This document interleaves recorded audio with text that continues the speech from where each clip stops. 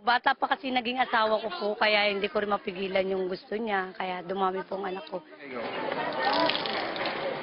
47-year-old laundry woman Maria Elena de Guzman is struggling to make ends meet. She has 7 kids. She only earns 300 pesos a day. Her better half, who's in jail, can't just help. Hindi po kasya yun sa 7 kong anak. Kasi hindi na rin sila nakapag-aral, tapos po kami. She doesn't want other mothers to live her life. That's why she supports President Duterte's proposal for a 3-child limit. 1, 2, 3. Tama na yan. Para po maging maayos naman yung natin, buhay.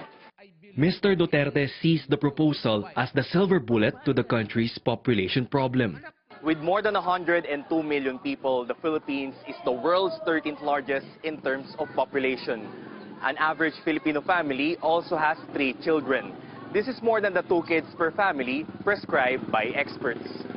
For economist Emilio Neri, however, the proposal might do more harm than good for the economy in the long run. Less babies today also means less adults that could work for businesses in the future. Let's not forget, why are we now growing by more than 6, even as much as 7%? A big portion of that is because of our favorable demographics.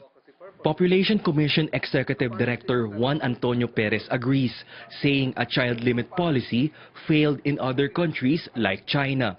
Instead, the government should properly implement the reproductive health law. This means efficient provision of contraceptives and health services. We implement the law now in a stronger way and give women the resources they need to achieve good family sizes. Perez admits the population will keep on growing. However, the government should grow economy faster. Rex Remitio, CNN Philippines.